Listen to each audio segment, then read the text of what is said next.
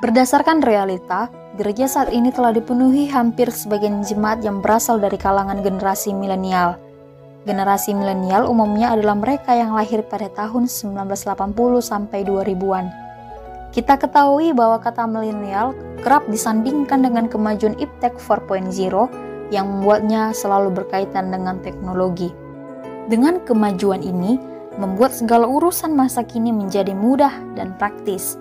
Hal ini tentu berdampak pada gereja milenial. Dampaknya adalah gaya hidup yang serba praktis dan mudah.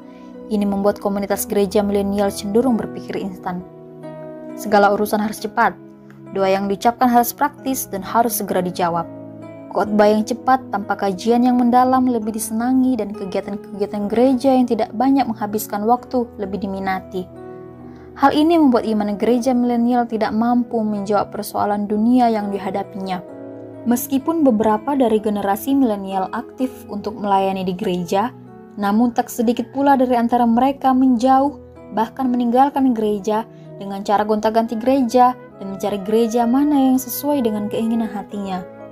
Ada juga yang merasa bahwa pergi ke gereja sudah tidak penting lagi, dengan alasan di rumah pun bisa beribadah.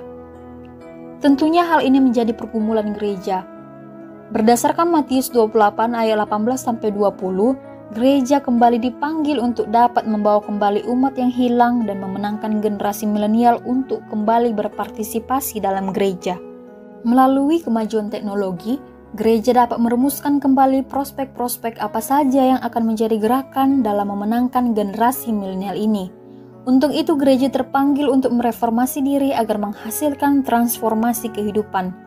Hal ini dapat dilakukan dengan mentransformasi bidang pelayanan dan menyesuaikannya dengan kebutuhan zaman tanpa menghilangkan esensi nilai-nilai teologi. Untuk menanggapi pemikiran dan gaya hidup instan generasi milenial, gereja harus memperlihatkan bahwa ibadah yang sejati tidak dilihat dari seberapa lama ibadah berlangsung, tetapi dari perilaku yang terlihat dari hasil pemaknaan ibadah tersebut. Perwujudan kerajaan Allah dapat diawali dengan menerima generasi milenial dalam kehidupan bergereja. Aspek persekutuan menjadi penting agar generasi milenial merasa bahwa gereja adalah tempatnya untuk turut serta dalam pemberitaan Injil Tuhan. Gereja juga dapat menggunakan pola ibadah yang menyentuh pergumulan generasi milenial, serta melibatkan mereka dalam misi pelayanan gereja. Beberapa praksis yang dapat dilakukan seperti memberikan generasi milenial pendidikan karakter agar mereka mempergunakan teknologi untuk kemuliaan nama Tuhan. Kedua, memanfaatkan media sosial dengan metode live streaming dalam peribadahan, khususnya dalam pandemi COVID-19 saat ini. Ketiga, melibatkan mereka dalam pelayanan dan menyusun program-program menarik yang dapat mengembangkan minat dan bakatnya. Titus 2 ayat 6-7 berkata, "Demikianlah juga orang-orang muda, nasihatilah mereka supaya mereka menguasai diri dalam segala hal, dan jadikanlah dirimu sendiri suatu teladan dalam berbuat baik. Hendaklah engkau jujur dan bersungguh-sungguh dalam pengajaranmu."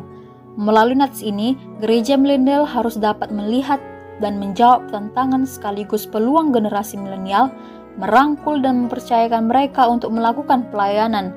Gereja milenial harus dapat menggunakan kemajuan teknologi untuk mendukung ritus peribadahan tanpa meninggalkan esensi gereja dalam menjalankan tugasnya di dunia ini.